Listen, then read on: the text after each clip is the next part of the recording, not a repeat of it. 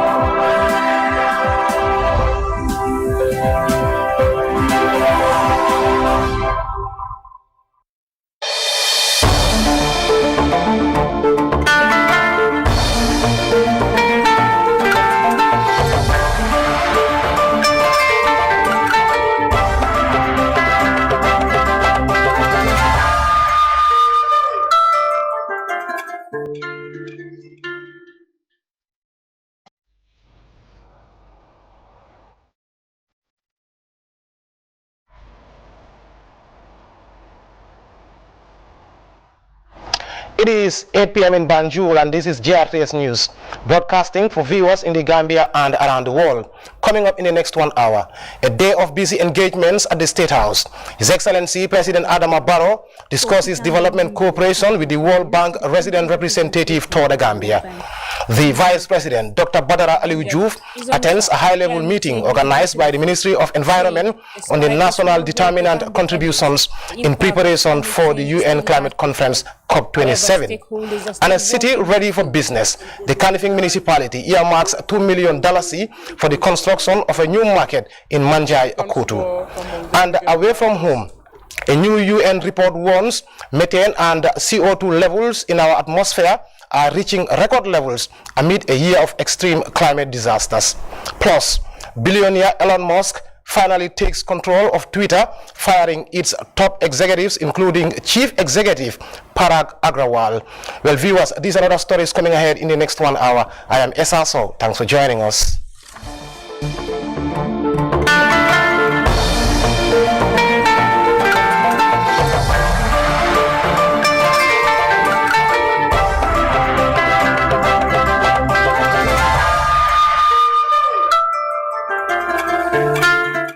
Well, it is great to have you, and we begin with the presidency. His Excellency Adama Barrow, who granted audience to the World Bank representative to the Gambia, Faye Borough-Office.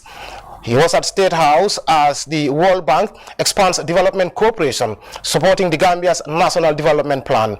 Our Aminata Isanyang picks up the rest of that story.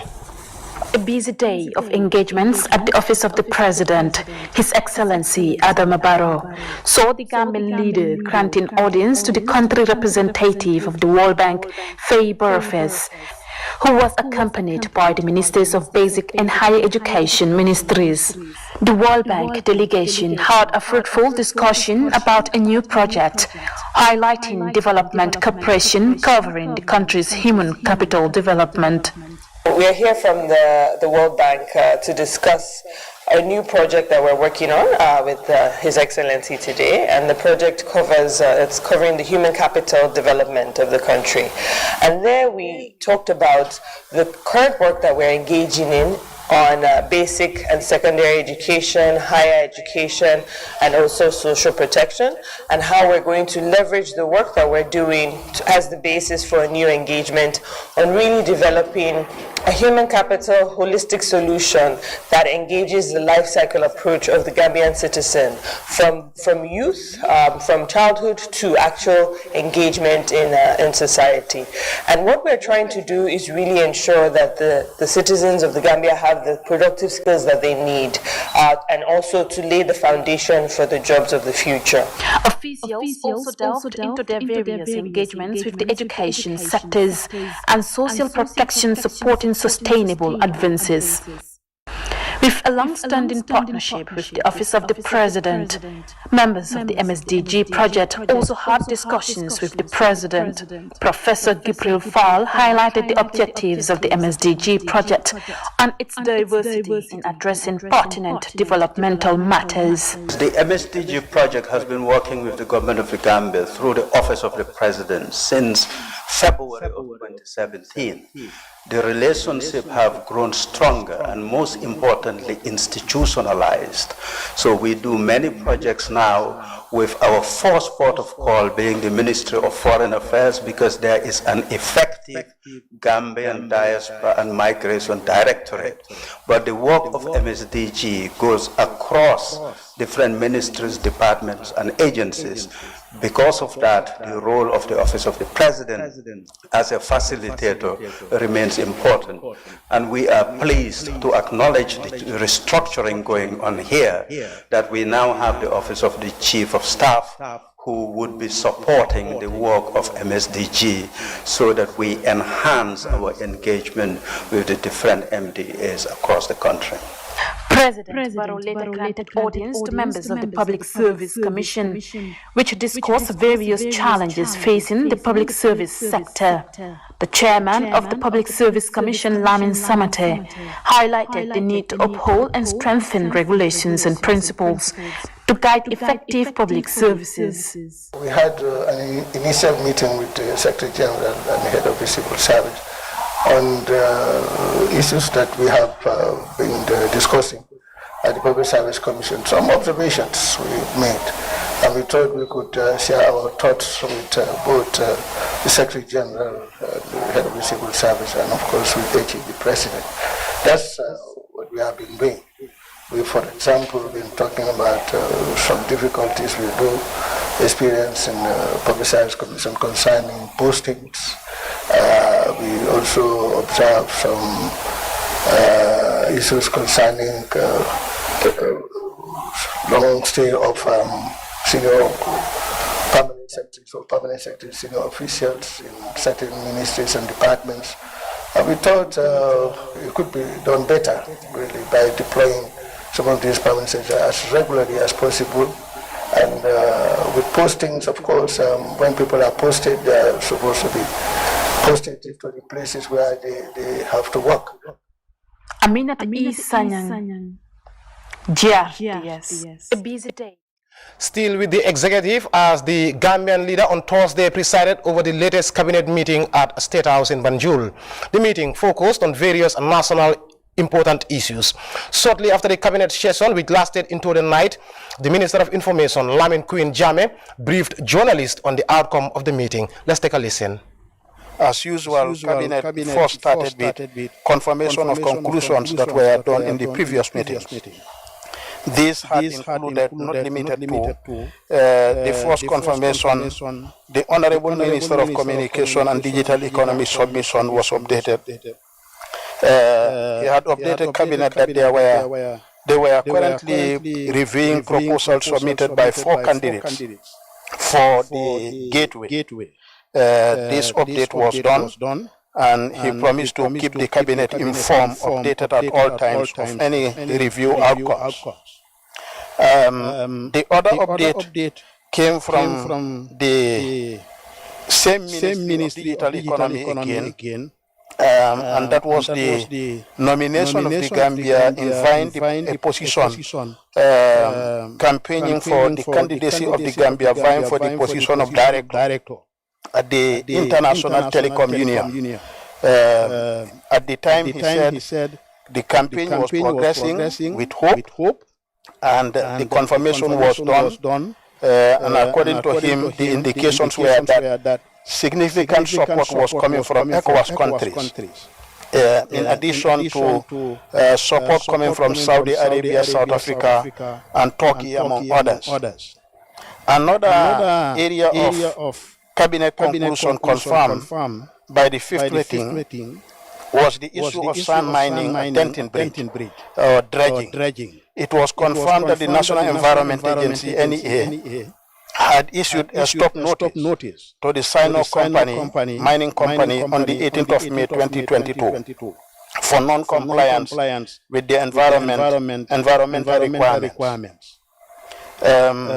Cabinet was also informed that the National Security Council had raised concerns, particularly over the sand dump in piles at Denton Bridge, which they describe as posing security threat, and also serves as an obstacle to traffic. However, even though Sino had since stopped, an alternative site behind Wadna Beach Hotel was identified as a subject of study, whilst the Ministry of Justice as well as the National Environment Agency were advised to suspend all mining license. So these were the updates. Another conclusion confirmed by the meeting of the 25th of October was the airport tax levy. And it was reported that an audit generated by the Auditor General had informed Cabinet. And more interestingly, that this money was collected by the civil aviation, but it has been brought to normality, and that the situation is regularized, and they were working together to overcome the challenge. The Ministry of Finance and Economic Affairs was therefore instructed to set in motion the process of transferring all such revenue from where they were with the Civil Aviation Authority to the government consolidated fund. Another cabinet paper introduced by for the consideration and approval of cabinet was the paper on Gambia's 2050 climate vision and the Gambia's long-term climate neutral development strategy 2050 by the Honorable Minister of Environment, Climate Change and Natural Resources, Rohi John Manja. Whereas the 2050 climate vision serves as a substantive element, the long-term climate neutral development strategy provides the framework for its operationalization. The two documents combined provide the Gambia's pathway to achieving the target of net zero greenhouse gas emission by 2050. The Minister of Information, Lamin Queen Jammeh, speaking there to journalists shortly after the latest cabinet meeting. Now, moving on, the Vice President, Dr. Badara Aliou Diouf, on Friday attended a high-level meeting organized by the Ministry of Environment in partnership with the United Nations Development Program held in Kololi. The forum gathered stakeholders on the national determinant contributions in preparation for the UN Climate Conference COP27. Rahibite picks up the rest of that story. Following Thursday's technical session, the Ministry of Environment, along with the United Nations Development Program, Friday held a high-level meeting with stakeholders to discuss the national determined contributions to combat climate change ahead of COP27 to be held in Egypt. The Gambia, according to the UNDP resident representative, Aissata D, has been identified as the global crop leader. Nevertheless, the country has been striving to improve on those milestones as authorities are trying to make fossil energy transition a reality. The updated NDC also outlined extremely ambitious targets linked to renewable energy, and the country has a number of large-scale and solar projects that are underway, and we are really happy to see that this is also expanding. However, despite this, the Gambia is still heavily relying on fuel heavy in oil for its current energy generation. The Gambia, as informed by Environment Minister Rahijon Manjang, is on track with climate change mitigation efforts, saying despite the small rate the Gambia emits, the impact of climate change is still largely felt. However, stakeholders are still working to fill the gaps. It's not the size that matters. It's the ambitious and the political will that matters. And we have the political will. We have the support from all the cabinet members and the government as a whole to make sure that the climate change is not one man's business, it's everybody's business. That is why today we are here under the sponsorship and the leadership of the UNDP to engage each other on the NDCs and also the long-term strategy. Speaking at the meeting, His Excellency Vice President Badr Ali Juf informed that the developed long-term strategies has been approved by Cabinet. Vice President Juf called for more collaborative effort in assessing climate finance, bilateral negotiation, and technical support for the implementation of the long-term strategies. It is a truism. Climate change is on us. And the declarations in Paris and Glasgow to deliver to this country, we must have a concerted effort, structured programs and policies that are reflective of the challenges of our in-country climate change. The meeting is applauded by officials for coming at the right time to improve knowledge of the COP27 delegates so as for them to better represent the interests of the Gambia. Rahibite, cheers. The Ministry of Health, in collaboration with UNICEF, on Thursday launched 22 permanent hand-washing stations with functioning running water in various regions across the country. The $2 million USAID-funded project aims to address health emergencies as a result of poor sanitation. Hawanjai witnessed the ceremony held in Farafenye and filed in this report. The inauguration of 22 hand-washing stations provided by UNICEF and USAID in partnership with the Gambia's Health Ministry is aimed at addressing sanitary problems at health facilities in Farafenye General Hospital. In the drive to advocate for mothers and children, UNICEF country representative to the Gambia, Jonathan Lewis, said the hand-washing stations will go a long way in helping to address sanitary matters of the hospital, especially for infants and mothers. The UNICEF rep spoke at length on the significance of sanitation in the fight against COVID-19 in reducing the prevalence of the disease. Water, sanitation and hygiene, nutrition and public health interventions such as vaccination play a crucial role in mitigating the impact on you, the communities, you, the women, you, the children, and all other members of society.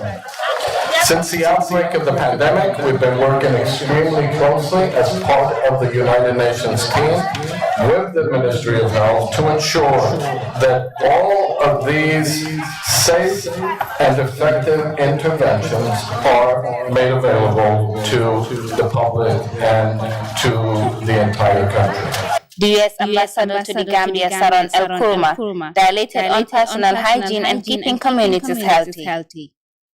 Today we commissioned hand-washing stations in 22 high-risk communities across the country. These stations will reach approximately 264,000 people, 10% of the population. Hand-washing prevents the spread of other infections, including acute respiratory disease, cholera, and hepatitis. When we wash our hands with soap and running water, babies stay healthier. Children go to school. Adults go to work. And communities thrive. Representative of the Minister of Health, Lamin Fadera, said, sanitation and hygiene is one of the most important values of human life. The SDG targets relating to sanitation are much more ambitious, and through its sanitation and hygiene are also considered as major determinants of poverty. While improvements to sanitation and hygiene not only generates economic benefits in terms of better health and more productive pursuits of higher productivity, but it could also produce positive outcomes for school enrollment, retention and performance, as well as a healthy and dignified living environment. Rahiture, the representative of the beneficiaries, emphasized on attitudinal change in improving hygiene matters in the communities. She thanked donors for the support. The Farafenni General Hospital is the main point of referral in the North Bank region of the Gambia, where hundreds of people visit each day to seek for medical attention. Health officials said the provision of the hand-washing stations will improve services across health facilities in the country. Hawanjai, Jartes News. Now, the Kanifing municipality is moving to expand business and market infrastructure in the area with strategic investments in new commercial centers. The city's mayor, Talib Ahmed Bensouda, is injecting $2 million to construct a new market in Kotu Manjai. Louis Mendy witnessed the event and filed in this report.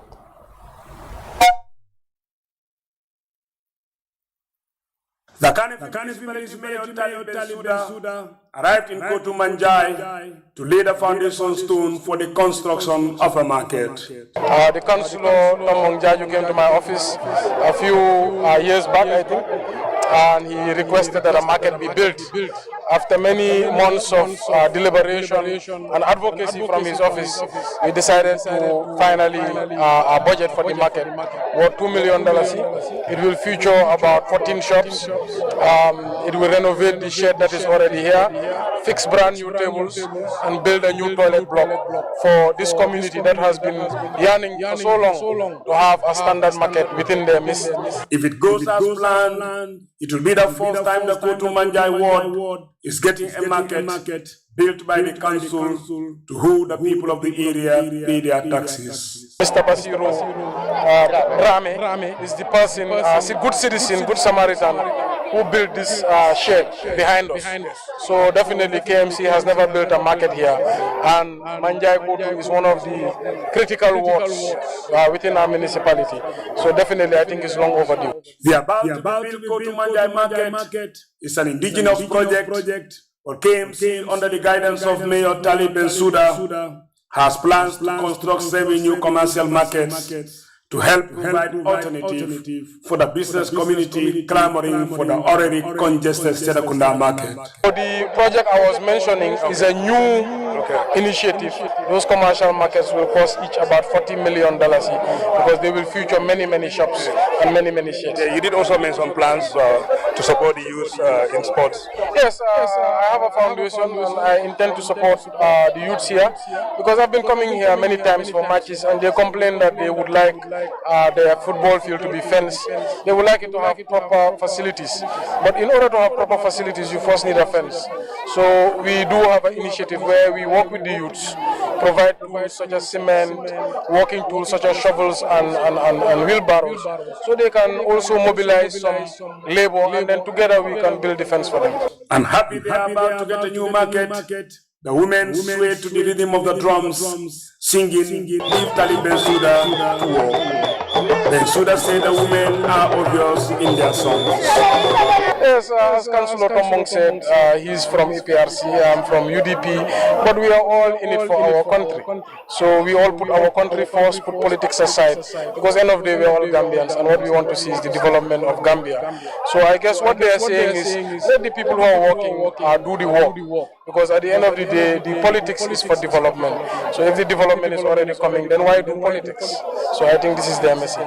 But the Kotu Manjai women don't need a market for only economic gains, said Lamin Tombonjaju, the councillor for the ward. That we are all seeing it because Serekunda market is far from here, and then the saddest thing is we are having a lot of taxis here. But now go to the junction there to go to Serekunda. You will stand there for 30 minutes, 1 hour. You will not have a taxi to go to Serekunda. And during the rainy season, then where are you going to? How are they going to provide this vegetables to cook for their families? That's why we need this market urgently. That's why I said that we are thanking God for having a Lord Mayor who is just in front of us, Talib Bensouda, who don't talk. Yeah, he listens to the request. He is always asking councillors, bring requests from your community because you are here because of your community's need. Then you cannot be here 1 month, 2 months without bringing any community need in my office. Meaning you are not performing. Bensouda, a mayor we need, said the women and youths. Women, the GRTS. The master's degree students of the Sepdeco Business School Banjul campus on Thursday defended their thesis at an event held at MDI. The thesis is part of the requirements for qualification as a master's degree holder. Majan Baro picks up the rest of that story. As a student seeking for master's degree, your thesis defines your educational experience at the university once you have completed all the necessary coursework. Sepdeco is the first private school in Senegal, almost 30 years old, with branches across Africa.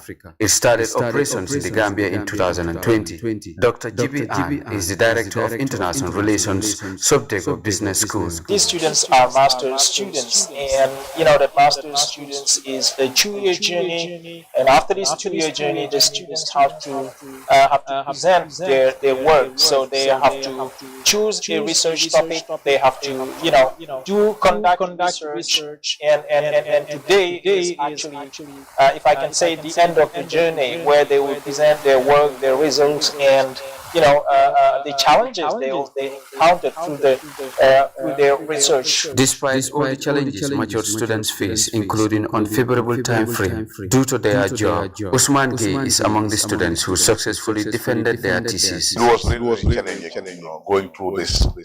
Because since we started 2020, you have to try to do some kind of work, and at the same time it's been a very important week for us because, like I said, we did our thesis, and today we were here with the members of the jury and did a lot of work. But then at the end of the day, we are happy that we are successful. Sirifo Damfa is one of the students given extra 1 month to work on their thesis. When I started my thesis, it was very, very difficult to gather information, resources available, time available, and gathering information is a very, very big problem when it comes to students as well, and also employees to give you the correct data as well.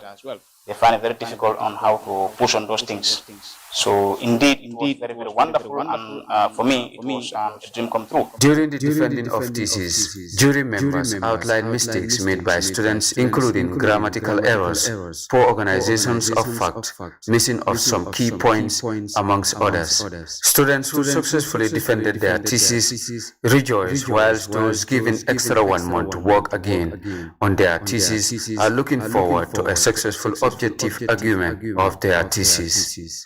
Majan Baro for GRTS News. The West Africa Competitiveness Program WACOM, funded by the European Union in collaboration with the United Nations Industrial Development Organization UNEDO, on Thursday handed over field equipment to the Food Safety and Quality Authority, the Plant Protection Services, the Agricultural Extension Services, and the Gambia Standards Bureau.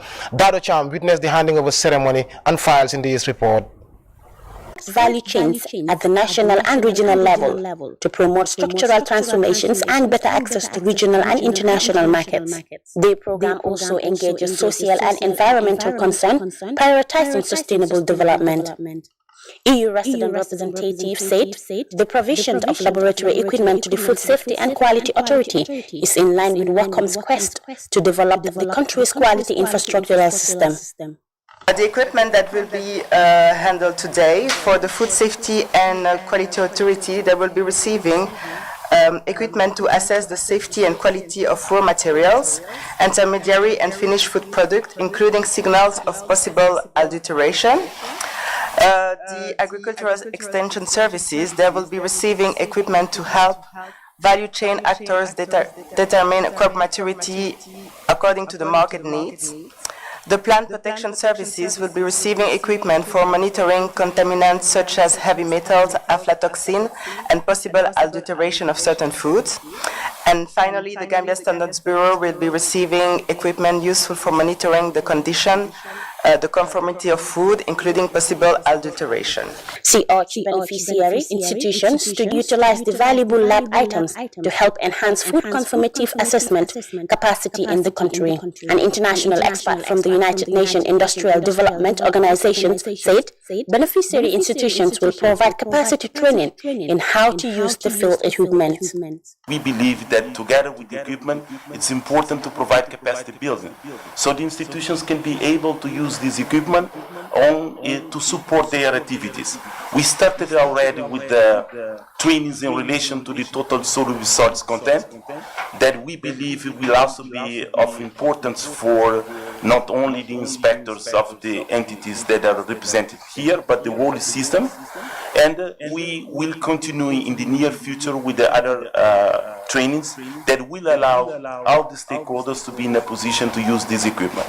The laboratory devices are to immensely contribute to the improvement of food safety conformity assessment in the Gambia, which is moving to enhance food safety.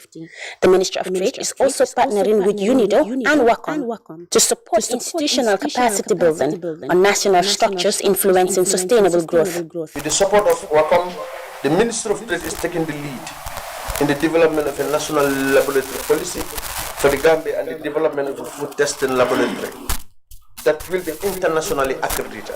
These equipments that have been handed over today is really timely and will immensely support the efforts of DGSB to roll out conformity assessment services for the benefit of the public. Established by the Food Safety and Quality Act of 2011, the Food Safety and Quality Authority became operational in 2013 with a mandate to regulate and control the safety and quality of food and animal feed covering local and imported products and those destined for export. Reporting for GRTS News, I am Dado Cham. Well, with that report there by Dado Cham, we will join the Central Forecast Office for the day's weather report.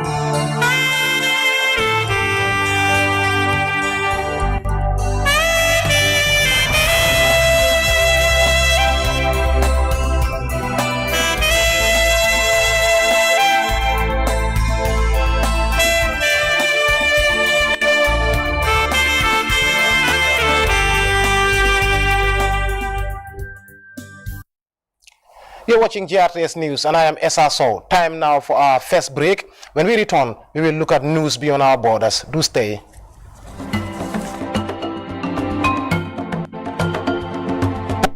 How to buy mobile credit. Log in with your username and password or fingerprint or facial recognition. On the navigation menu, click on Airtime. Select the account to debit from. Enter the phone number you wish to top up, select the network or select from a saved beneficiary. Enter the amount, description and click Next. Click confirm after previewing the entered details or click cancel to make changes. Enter your PIN or the OTP that was sent to you via SMS and email and click confirm. Your mobile credit purchase is complete and your mobile number is instantly credited.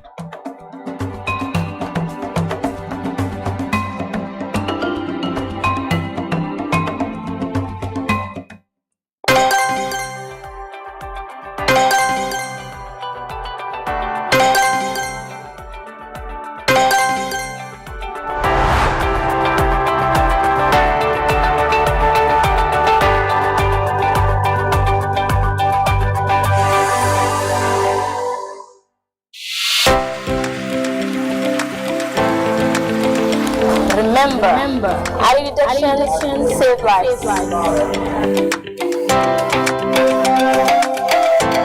So we want to advise every woman, including myself, to go and know their status at any accessible health center.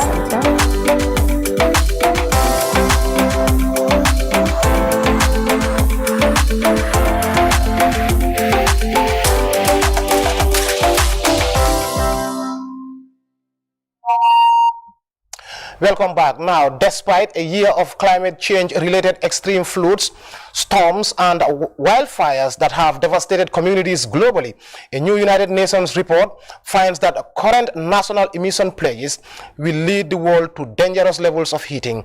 States committed to steep emission cuts by 2030 at last year's COP26 UN Climate Conference in Glasgow, Scotland, but the gap between pledges and implementation is yawning.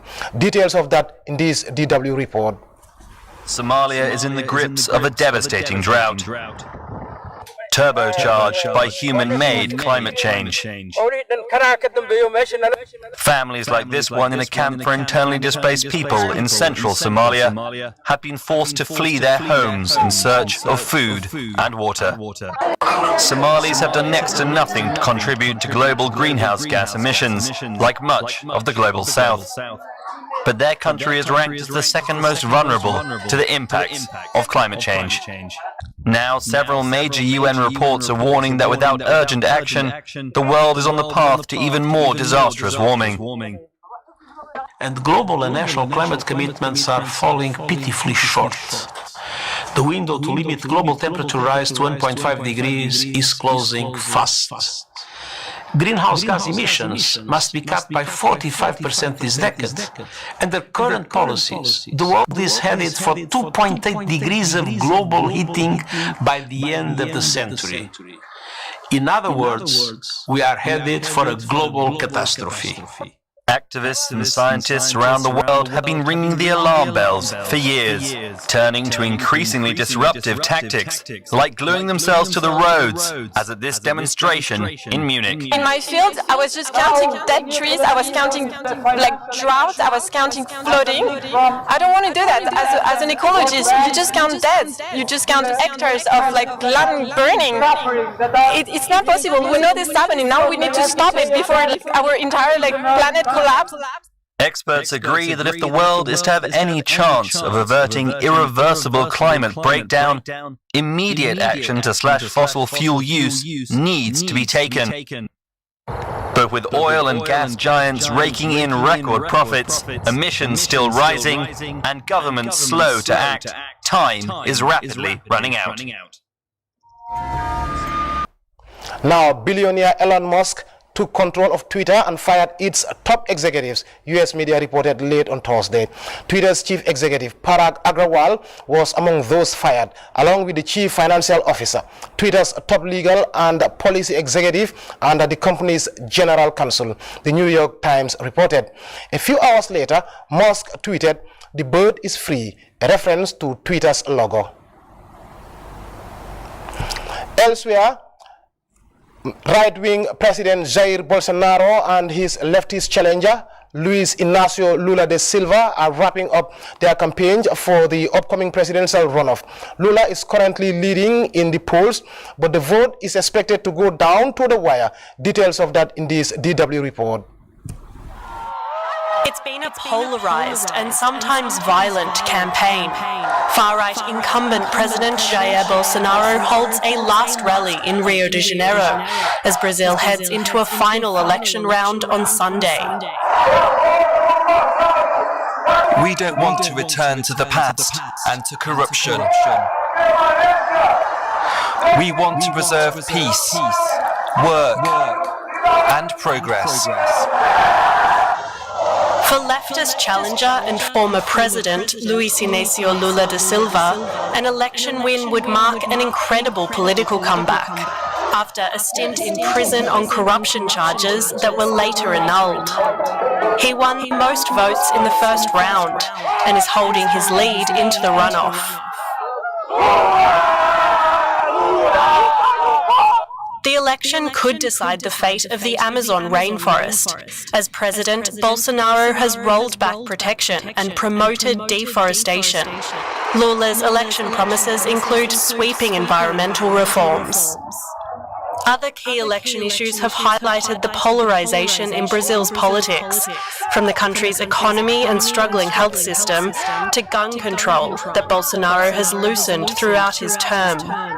I will vote for Bolsonaro as he put forward the right to self-defense, which I consider the most sacred thing for my family and my children. But for Lula's supporters, an end to the far-right president's term can't come soon enough. I will vote for Lula to preserve democracy and to restore our rights. Bolsonaro and his allies have repeatedly alleged, without evidence, that Brazil's electronic voting machines can be used for election fraud. Opinion polls show Bolsonaro is likely to lose in Sunday's runoff, but his unsubstantiated claims have raised fears he may refuse to accept defeat. Promises to be epic between Jair Bolsonaro and Lula da Silva. But with that, we will end this edition of the news. But before we go, a quick recap of our top stories. A day of busy engagements at the State House. His Excellency President Adama Barrow discusses development cooperation with World Bank resident representative to the Gambia. The Vice President, Dr. Badara Aliou Diouf, attended a high-level meeting organized by the Ministry of Environment and the National Determinant Contributions in preparation for the UN Climate Conference COP27. A city ready for business. The Kanifing municipality earmarked $2 million for the construction of a new market in Kotu Manjai Kunda. Away from home, a UN report warns methane and CO2 levels in our atmosphere are reaching record levels amid a year of extreme climate disasters. Plus, billionaire Elon Musk finally took control of Twitter, firing its top executives. Well, viewers, that was all in this edition of the news. Thanks for the pleasure of your company. You can join me at 10 p.m. for more news. But until then, stay tuned to GRTS.